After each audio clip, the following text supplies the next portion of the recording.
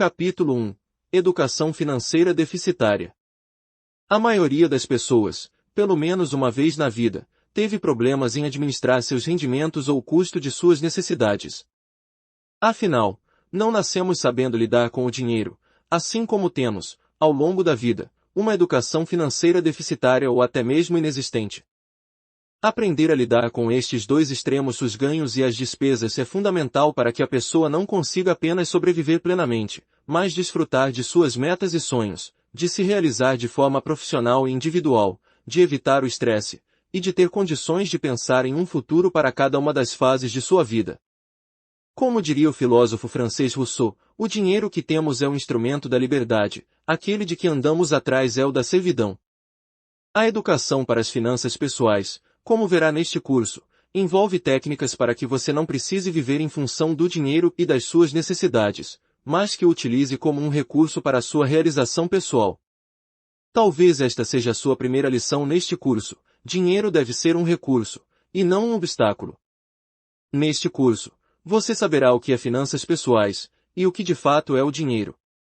Verá que, no Brasil, gerenciar as suas finanças pessoais é difícil, mas você aprenderá como superar isso. Descobrirá que a autoanálise é o primeiro passo para a criação de um planejamento financeiro eficiente, e saberá como fazê-lo na prática. Aprenderá a estabelecer metas para diferentes fases da vida e terá acesso a práticas para estabelecer uma programação financeira assertiva e contínua. Capítulo 2. O que são finanças pessoais? Você já teve problemas em administrar os seus rendimentos e as suas necessidades financeiras pessoais? Se você não é um herdeiro ou um ganhador de loterias, provavelmente já sentiu dúvidas em como tomar a melhor decisão sobre o seu dinheiro. Mas, primeiramente, o que é dinheiro? Podemos tratá-lo como uma energia, no sentido mais amplo, ou como moeda, no sentido mais específico. Trata-se de uma energia que nos proporciona condições materiais para que possamos efetivar as nossas atividades e sonhos, podendo vir de diferentes fontes, como o trabalho, o desenvolvimento de negócios, aplicações, etc. Além de ser um tipo de energia que envolve o meio social e o mercado, o dinheiro é o meio usado na troca de bens, na forma de moedas ou notas, cédulas, ou ainda de documentos, sendo utilizado nas relações de compra de bens, serviços, no pagamento de trabalho ou nas demais transações financeiras. Quando falamos em vida financeira, não estamos lidando com dinheiro apenas, mas com bens, com recursos pessoais, com o desenvolvimento de fontes de provimento, tempo, etc. Há muitas outras forças que envolvem a sua vida financeira, e o dinheiro é apenas uma delas, nem sempre sendo o seu fim. É importante dizer que ganhar dinheiro apenas não basta. Em todas as fases de sua vida você terá necessidades diferentes que demandam investimentos ou despesas. É preciso conhecê-las e fazer um planejamento estratégico que garanta a sustentabilidade da sua vida financeira. Além disso, uma pessoa não vive um dia de cada vez, e, ao estabelecer metas, seja de quaisquer gêneros, o dinheiro será muitas vezes necessário para a sua concretização. Estas metas, como veremos mais adiante, devem ser estabelecidas em curto, médio e longo prazo. Capítulo 3. Educação financeira no Brasil. Você já teve aula de educação financeira em seus tempos de escola? Devo admitir que é difícil acreditar se você dissesse que sim. O que mais se aproxima do assunto é a matéria de matemática. E você sabia 7 de cada 10 alunos do ensino médio têm nível insuficiente em português e matemática?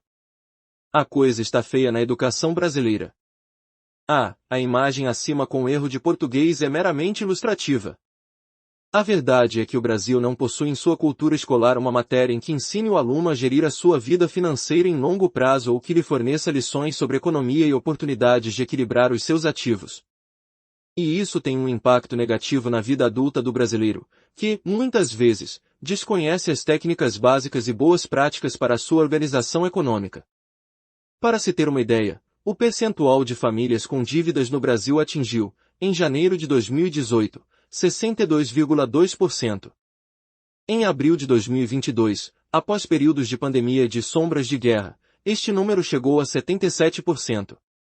Ou seja, mais da metade da população se encontra com dívidas, comprometendo qualquer estratégia de gestão financeira. Quando há um padrão deste tipo, O problema não é exclusivo a uma determinada parte da sociedade, mas dela como um todo, incluindo políticas públicas. Não ter educação financeira ainda no currículo escolar é um problema social. A crise financeira e política que o Brasil vem enfrentando, assim como a maior parte do mundo, é apenas um atenuante para que a situação se agrave. Mas, se o brasileiro tivesse condições técnicas e os conhecimentos necessários sobre finanças, poderíamos não estar nestas condições, não é mesmo? Conhecimento aplicado. A saída é o conhecimento aplicado, ou seja, ao obter conhecimentos de gestão financeira pessoal, você consegue mudar qualquer situação em que se encontra. Nem sempre é um processo curto ou tranquilo, mas é uma garantia de que a sua vida financeira possa melhorar gradativamente. E isso só depende de nós, no momento em que assumirmos a responsabilidade por nossa vida financeira. Mesmo com a crise econômica e todos os obstáculos sociais existentes, é sua responsabilidade fazer mais e melhor por suas finanças. O terror da vida financeira é a falta de planejamento.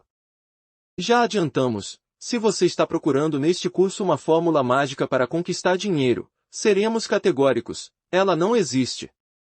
Não há fórmulas mágicas para que o seu orçamento feche o mês de modo positivo, mas há várias técnicas e métodos que podem ser empregados a um contexto pessoal específico. Capítulo 4. Autoanálise financeira. Uma autoanálise é uma reflexão sobre si mesmo sobre a própria vida financeira, neste caso. A sua vida financeira pode estar atrelada à vida financeira de outras pessoas, inclusive. Por exemplo, se mora sozinho e não tem dependentes, terá um cenário em que é mais fácil controlar as oportunidades ou desafios financeiros. Se possui uma família em que é o único provedor e possui dependentes, como uma mãe que cria seus filhos pequenos sem qualquer auxílio, por exemplo, o seu cenário tem algumas complexidades a serem consideradas em médio e longo prazo.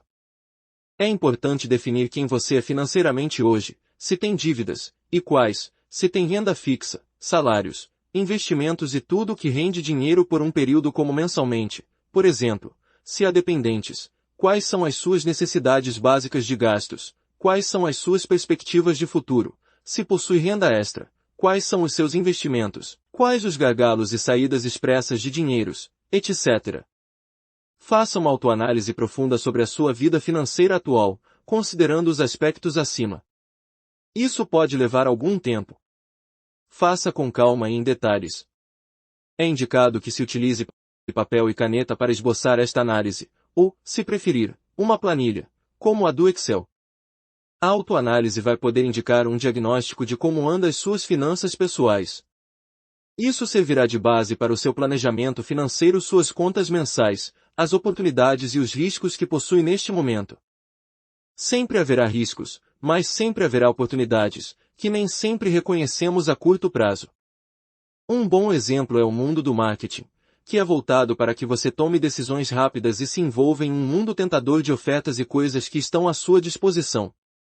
Todas as empresas utilizam o marketing e a propaganda para vender mais e motivar os compradores a comprar até mesmo os que não precisam comprar. Isso é uma armadilha e tanto. O mercado é movido por ofertas e por um discurso de satisfação pessoal. Basta com que você coloque seus pés na rua ou ligue a TV, por exemplo, para ser bombardeado por ofertas. O impulso por comprar é ativado. É preciso que você desligue-o. Impulsos e gastos não planejados.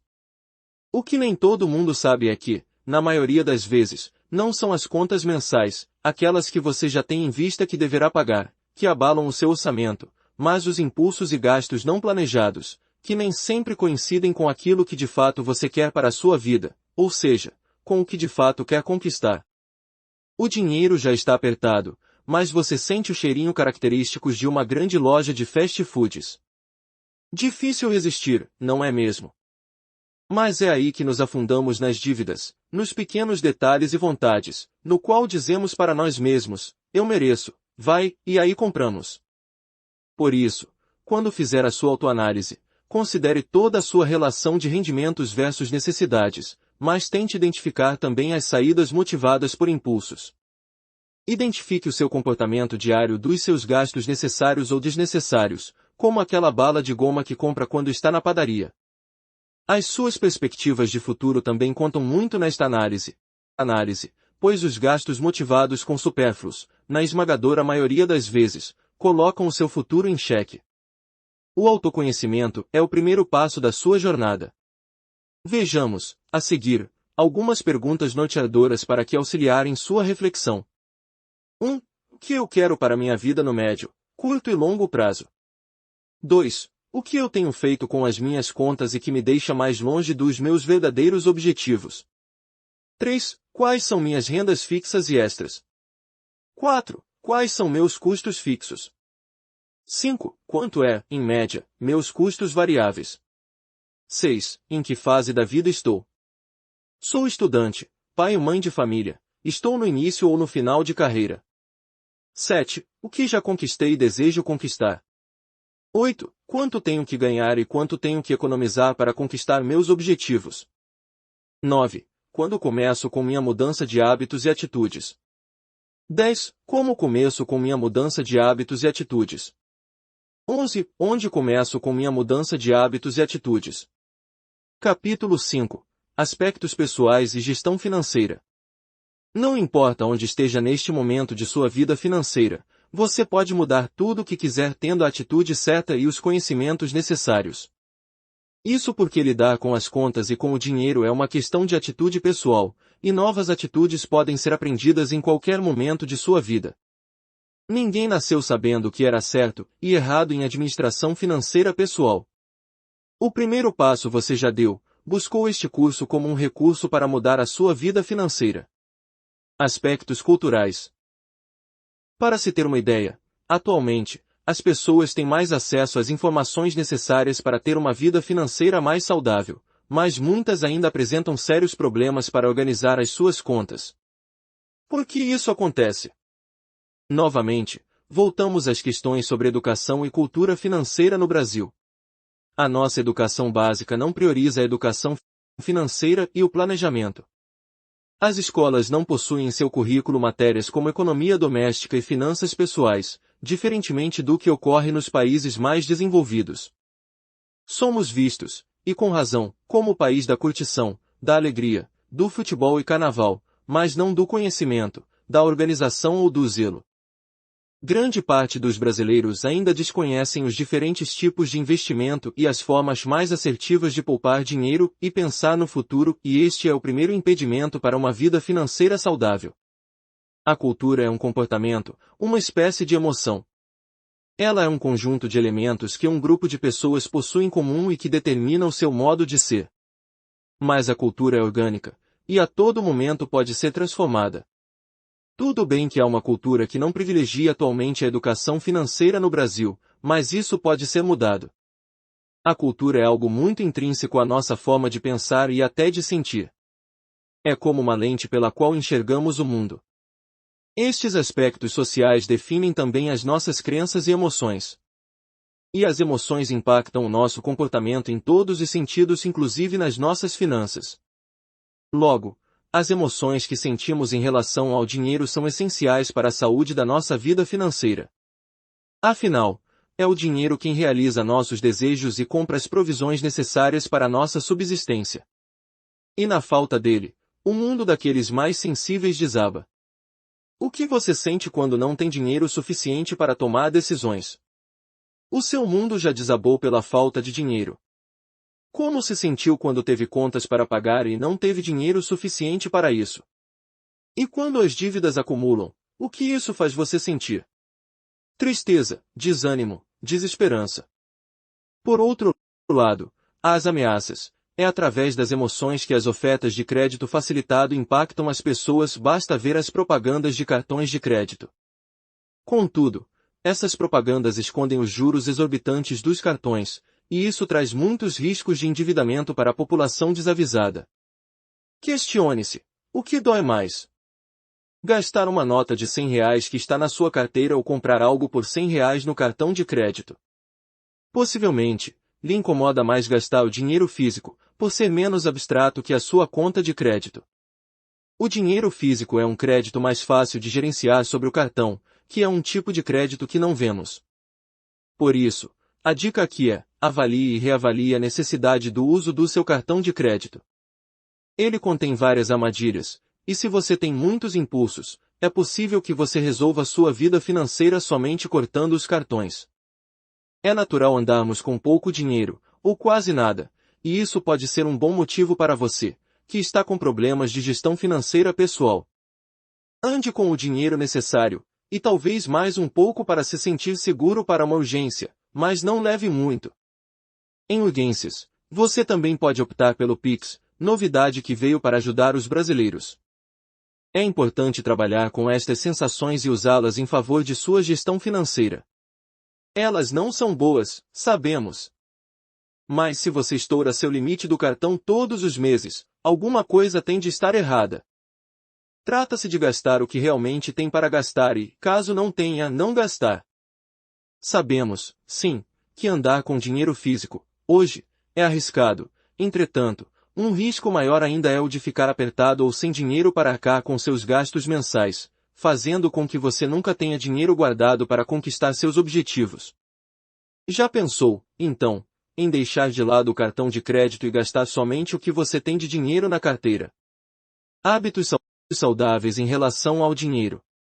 Tudo o que você faz em sua vida é uma questão de hábitos e hábitos podem ser alterados.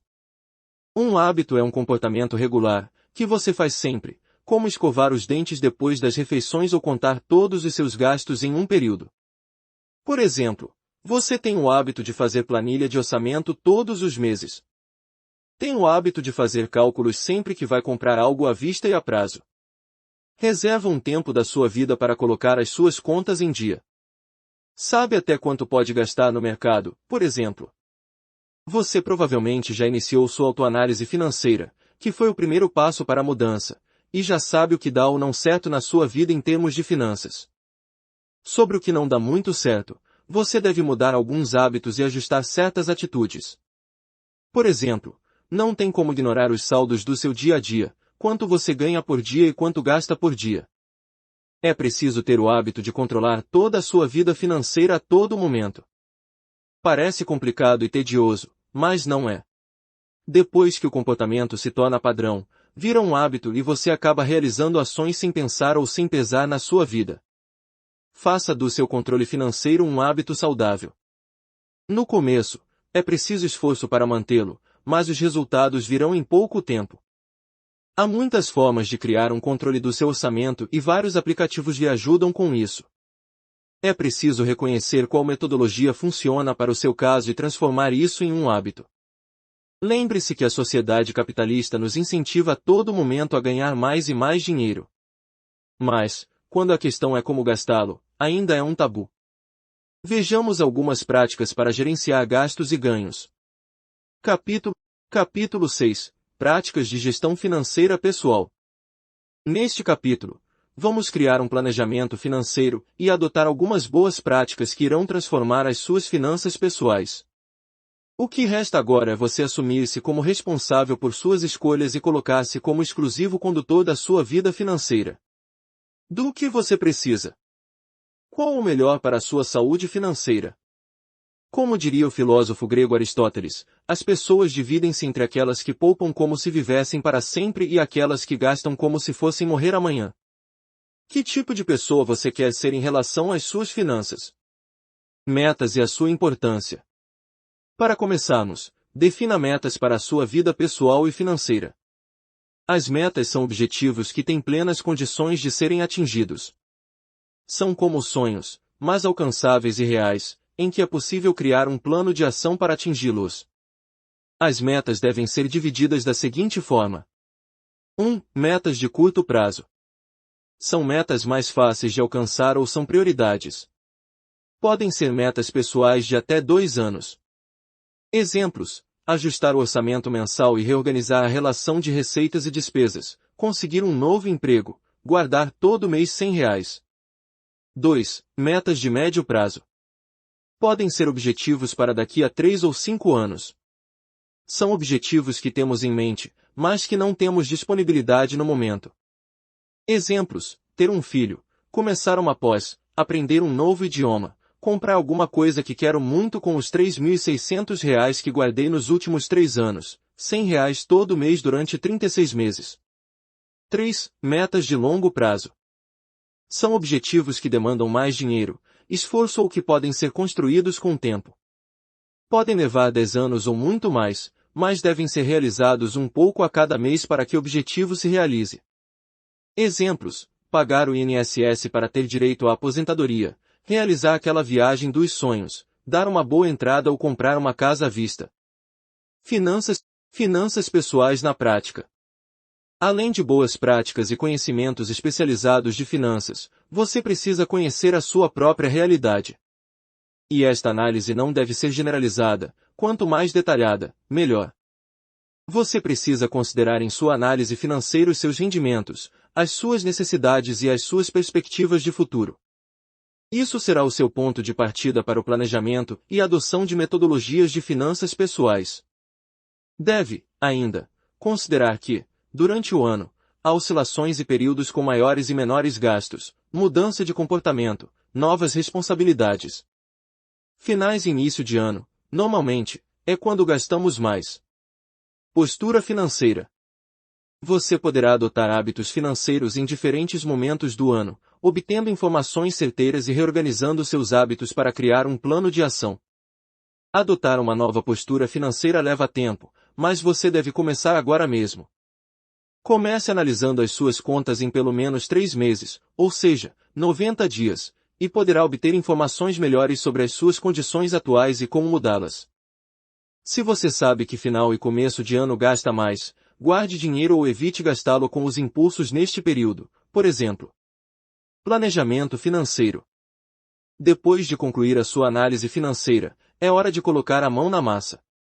Primeiramente, vamos organizar os seus dados financeiros. Anote em um papel todos os gastos até os mais supérfluos, como o cafezinho que você toma de vez em quando. Anote tudo sobre o seu orçamento pessoal. Se tiver em família, você pode fazer o orçamento familiar, unindo os rendimentos do casal e de outros contribuintes, e as necessidades da família.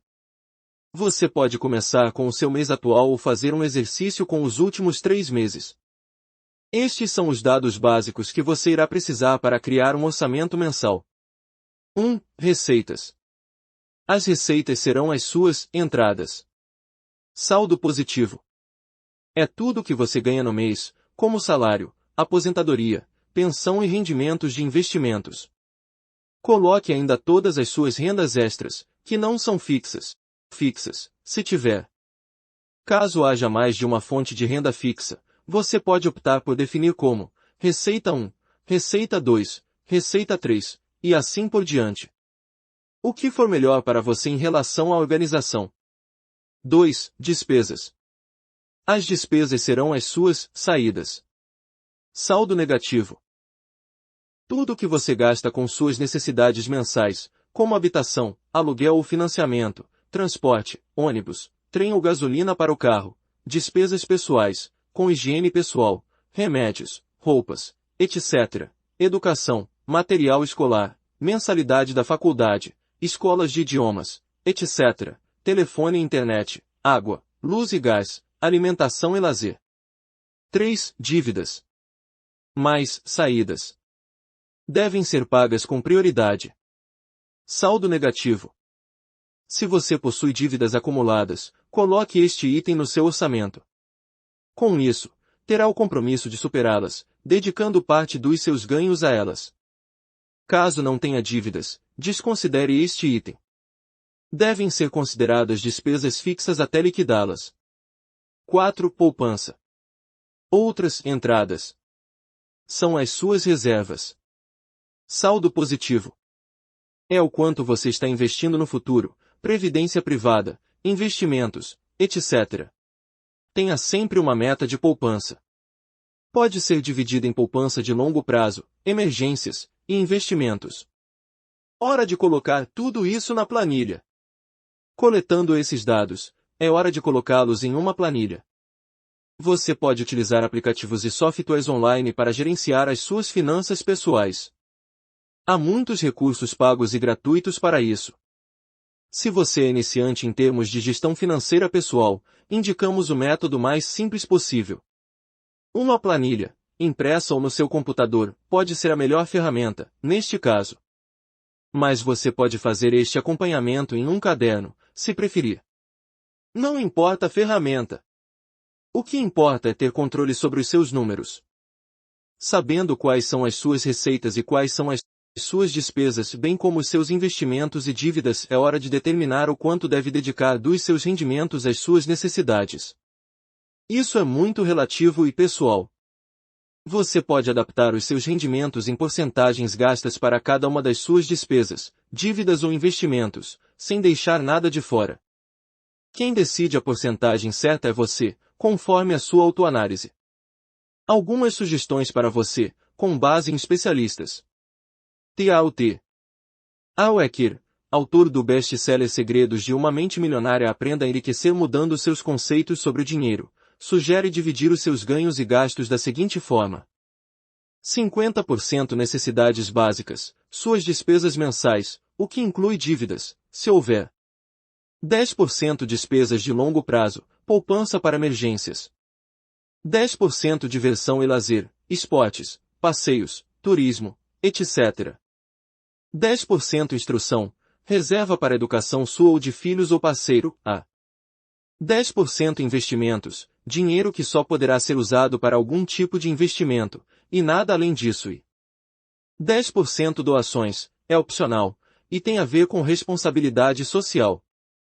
Regra 50-15-35. Regra muito defendida por economistas: tudo o que você ganha pode ser dividido em 50%, 15% e 35%, da seguinte maneira: 50% para o pagamento de gastos essenciais e despesas. 15% para investimento no futuro, imóveis, viagens, etc. E 35% com estilo de vida, gastronomia, lazer, telefone e internet, TV a cabo, etc. Samidana.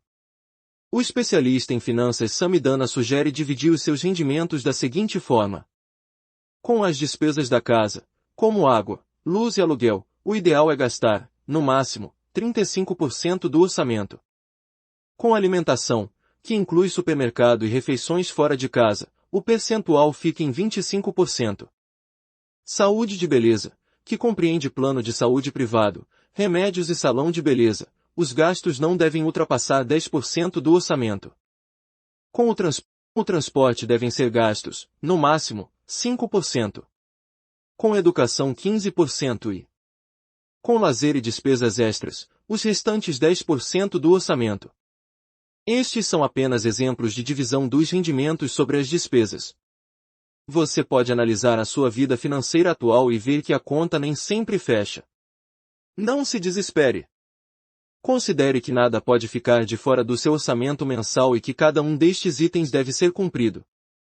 Você não pode tirar das suas necessidades básicas para o seu lazer, por exemplo, e nem poderá deixar de lado as suas dívidas já existentes. Decida a porcentagem para cada item, conforme a sua realidade. Depois de definir todas as suas receitas e despesas, veja o que é preciso melhorar.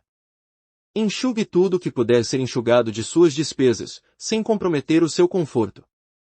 Por exemplo, se gasta muito da comida de um determinado restaurante, veja a possibilidade de receber um marmitex personalizado deste lugar com todas as opções que você gosta de comer.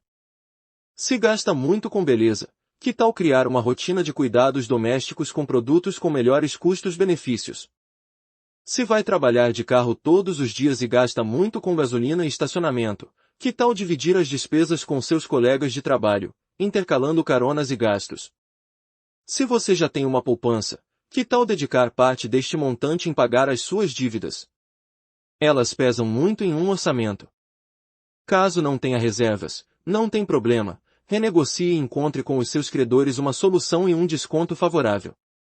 Parcele sem juros, se possível. E, principalmente, não faça novas dívidas. O quanto antes se livrar delas, mais dinheiro sobrará em seu orçamento.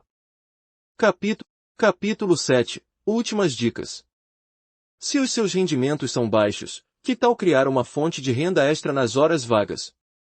Comece fazendo por conta aquilo que você já sabe fazer ou que não requer muito investimento.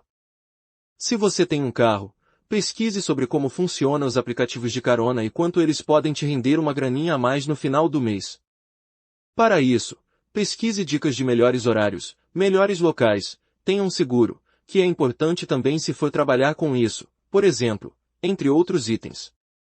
Fale com algum conhecido que já trabalha com isso, ou, se for cliente, pergunte ao motorista de aplicativo algumas coisas. É bem possível que ele se abra com você sem nenhum problema. Você pode também fazer renda extra para melhorar os seus investimentos, poupança para o futuro. Veja que é importante sempre aprimorar a sua vida profissional para ter condições de ganhar mais por seu trabalho.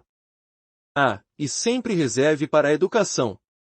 Quando você investe bem as suas economias, faz o dinheiro trabalhar para você. A isso damos o nome de renda passiva. Pesquise sobre as melhores formas de investir o seu dinheiro com os melhores retornos. Tesouro direto é uma opção a se pensar nos dias atuais. Faça valer a pena cada centavo do seu dinheiro. Capítulo 8. Considerações finais. O planejamento e a gestão financeira pessoal é possível e só depende da atitude certa. Além disso, é muito mais simples do que parece. Foque em suas necessidades, sonhos e metas que não terá erro. Você deve compreender que a autoanálise financeira é o primeiro passo para que você possa virar a chave e dar um novo início à sua vida financeira.